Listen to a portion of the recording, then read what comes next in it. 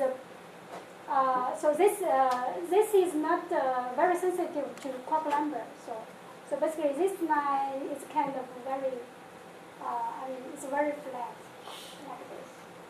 So this is actually my understanding of this diagram. So of course I'm not sure whether there is a CEP, but still I put it here. I'm not very sure. So basically, it's kind of crossover regime, but still you can have kind of some structure here. So basically, this is the part. And now I will go to this part. If you have, do you have any questions? So zero potential, this result consistent with the lattice. Well, this is actually lattice, yes. But I think this, I would say this makes sense. But of course, from Kenji's result and figure, it's also like that. It's also like that. Yeah. But I think this is true because this is, I think this recently, this year actually, or last year, they have updated the result. And even a little bit goes to high. A little bit new, but they want to kind of give a trend of this line because they only have results here, but they try to get some kind of trend for this this trend. But anyway, they have also updated. But this result here remains the same as the 276 result. Jumping on. So zero density. Confinement phase transition and parallel phase transition is different. Yeah, this is I think confirmed already. So this result firstly given by this group, this this is bifoldal cuts, so their result. And this one by Cash, they confirmed. They basically came to the same. But of course, somehow for the chiral phase transition, even for S quark, okay, they have a kind of renormalized chiral, TC for the chiral condensed. So, but eventually it's for UD quark because it's kind of steered by strange quark. Deconfinement phase transition. Yeah, I think. Which one? This is product group. This is for deconfinement. Yeah. But the error is still large. You mean this arrow? But if you do the SU3 average, and then given the error, maybe that's still overlapping.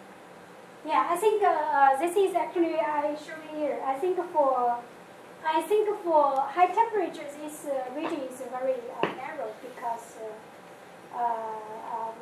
for high temperature regions, this is quite narrow. But actually, for high density, this we're getting more and more broad because, for example, okay, my personal understanding. If this product group is only related to gluon dynamics, so basically this will not change so much with quark density. If you put quarks in your gluon system, so basically this will not affect too much on your gluon property, right? But for strange quark, actually, because the Fermi surface, this actually, this is my next topic. So basically, for strange quark mass, because for high density physics, this what's important is Fermi surface, right? So for UD quark, the constant quark mass is around 300 MeV. So then you just so the Fermi surface you put the UD quark T 300 something MeV, then this you can get basically this UD quark can be free. But for S quark you have to fill the Fermi state T 500 something like that. So basically this Fermi surface makes much difference. Okay, so this is why at high density, so this because here for final temperature, this does not make so much sense. Yeah. I mean, but for high density, because the Fermi surface is very essential. So, yeah. So actually, this is my personal understanding for this part. But you should be neutral because I don't want. I don't want to affect you too much because you have to judge by yourself. You have to think by yourself because, yeah. Well, anyway. I have only 15 minutes. But I have 2 parts. Okay, I may go through very fast. Okay, so this part actually, this is about the color superconductor. This is related to the QCD matter at a very high density. For example, inside the core of the neutron star. So, yeah, maybe I just mention a little that for superconductor, you have BCS theory that these 2 electrons can form bound state and condense. But of course, you have to have Fermi surface, right? But this, of course, for QED, there is no natural attractive interaction between electrons, right? Because for electron positron, you can have attractive force. But for electron, it's repulsive, right? But in the if you have an ion background, so you can have a kind of collective mode from the background. So this is from the phonon, so this is kind of collective mode. So with this, you can have this. This will offer kind of attractive interaction between 2 electrons and form. So these 2 electrons can form bound state and condense. So this is BCS theory for superconductor in condensed matter. And actually, very naturally, that for QCD, because for 2 quarks, so here is not a quark antiquark, but the 2 quarks. But this is with good quantum number in this corner anti-triplet channel. This actually, the group interaction naturally offers such kind of attractive interaction. So actually, this is, just under QCD, some people already proposed that, okay, if you have a very dense matter with a Fermi surface, then naturally you can have a color superconductor that 2 quarks in this channel because they have attractive interaction, so they can form bound state and then condense. So this is basically color superconductor. So this is, of course, this field is very active around 1998. Because at that time, because Rico physics there is no data from Rico physics, so people have to think something to work on. Okay, so this field was very active at that time. But but later on, actually, because there's so many data from Rico physics, and also because this field, it's kind of also getting more complicated, so people move to Rick physics.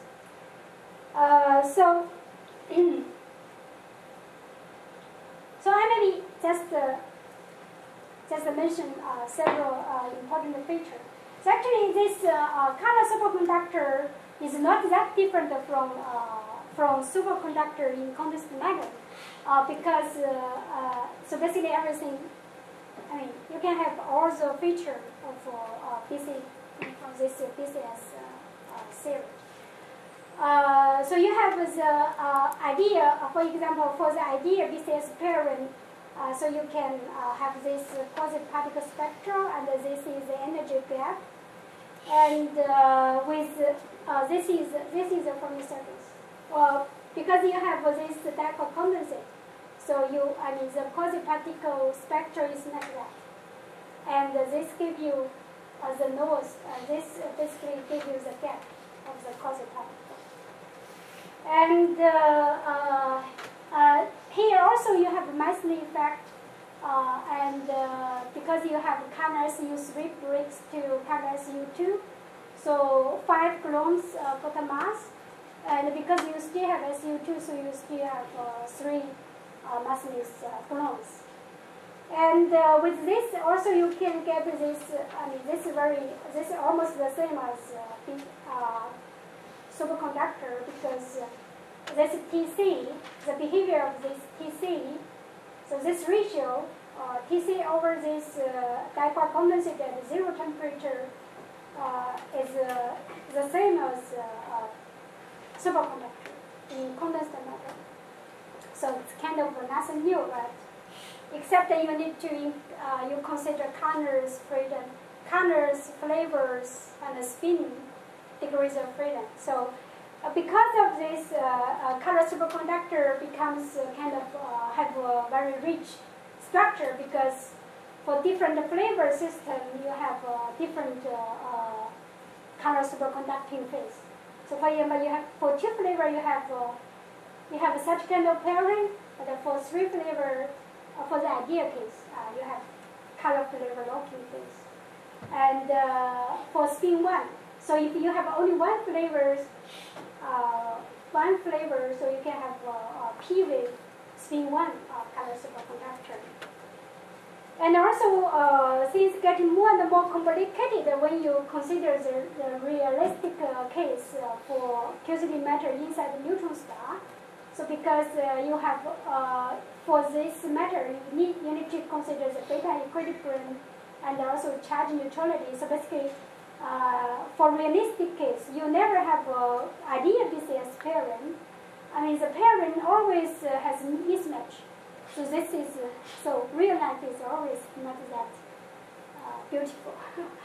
Yeah, but anyway, you have this mismatch between the 2 pairing quarks. So, but of course, if this mismatch is too big, of course, you will have no superconductor. You will basically just have normal matter. But what's interesting is that, okay, so when the mismatch is not that big, so what's interesting happening? So this is actually, this was a very hot topic in around 2003 and 2006. And you can have some, many phases, I would say. Well, this is kind of a complicated feature, complicated structure of if you have an imbalanced pairing quark matter. So okay, so you have to manage this. How are these? What are the models? How are these figures and plots arrived at? Yeah, from engineer model. Engineer. Yeah. So tomorrow, if I have time, I will go to this part, because this field at the moment is kind of very silent. So, but I just give, because I want to give you a whole picture of the QCD. So the engineer model is an uncontrolled. It's an uncontrolled approximation. Yes. It's a mean field. So maybe tomorrow I come to this. Okay. Because it's like a chiral condensate. You have chiral condensate. Okay, so for the engineer model, you have Lagrangian for quark, and you have the induction in quark anti-quark channel, in scalar channel, vector channel, but still you can consider the diquark, the diquark induction in scalar and the pseudo-scalar channel and so on. So this is basically you have more interactions. Yeah. So this is a pretty mean field approximation calculation is very simple. Yeah, but still, if you have mismatches, it's really getting complicated. So this is what actually, if tomorrow if I have time, maybe I will talk about that, because this is my work in my postdoc when I was a postdoc. So basically, I worked on this color superconductor phase. So this is actually, well, this is a kind of, at that time, it's a very hot topic in this region. But now it's kind of, okay, something settled, something still not settled.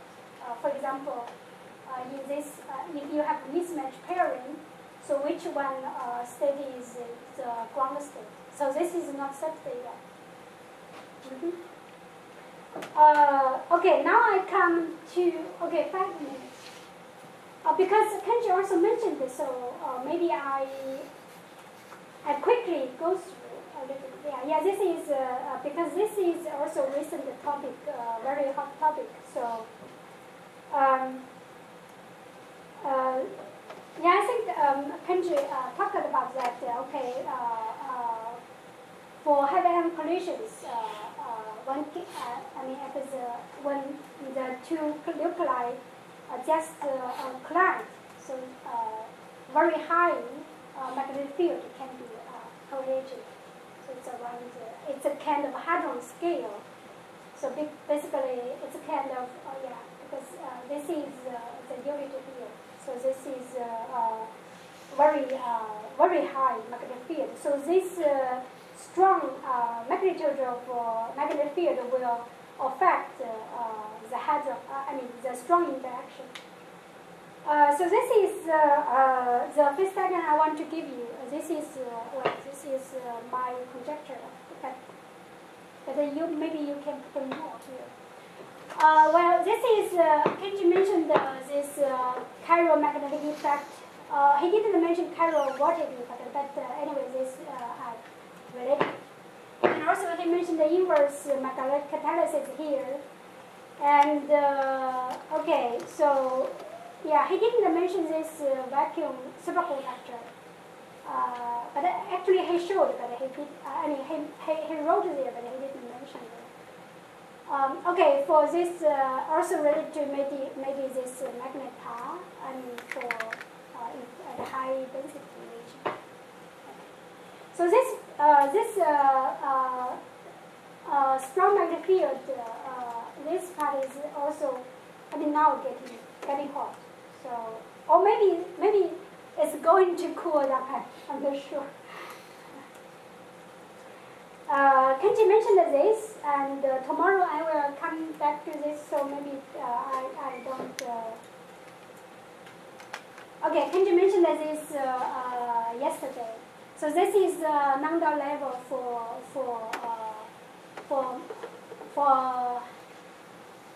fermions and also for bosons. Okay, now I come to this row meson condensation. So if you have a row, if you have a vector, this is for pseudo scanner pions. So with a pseudo scanner, for pseudo scanner, this pion mass will pion mass, because in vacuum, as I mentioned, that the pion is nearest non-Goldstone quasi non-Goldstone boson. So it's around 140 MeV something. But with and magnetic field, so this pion mass actually will getting heavier and heavier. But for row meson, it's different. Row meson will get lighter and lighter. So this will give you this. So this actually proposed by my current collaborator, Maxim Chanadov, that at a very high magnetic field, this row condensate.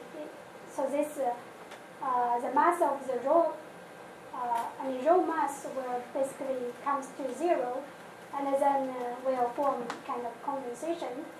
And this is what he called vacuum superconductor.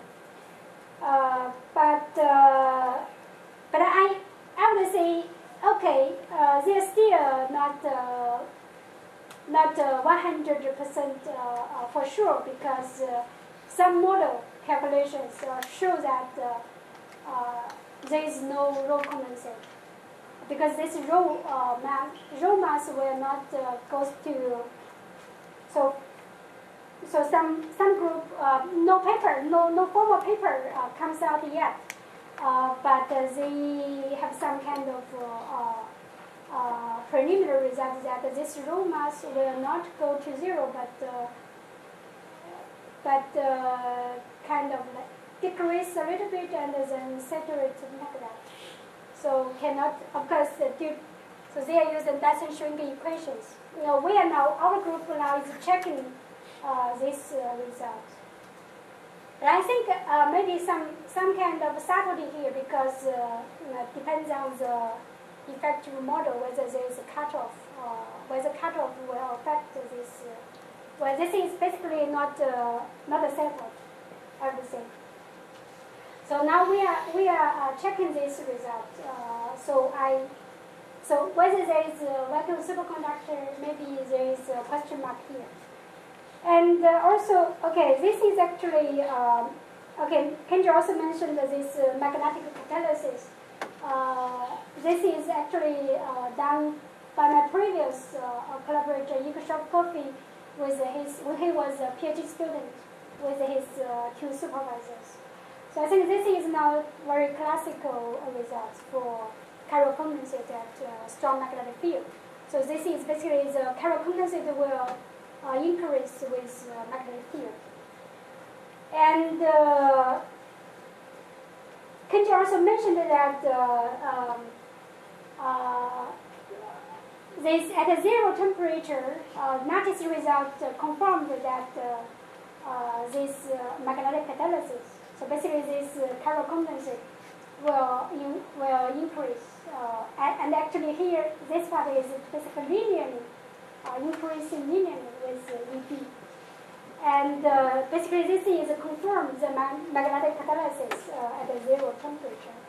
But the surprise is the result at finite temperature, and they found this inverse magnetic catalysis. This is kind of very surprise, because naively, if you have at a zero temperature, you have a heavier, you have how to say bigger condensate, then you would naively expect that you have a higher TC, right? Because it's more and more difficult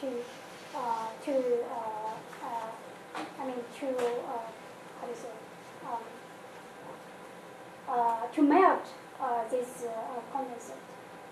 But this results, this Nattis results show that when at high magnetic field, this chiral condensate increases. And of course, Kenji, this is Kenji's, he didn't show details yesterday. This is the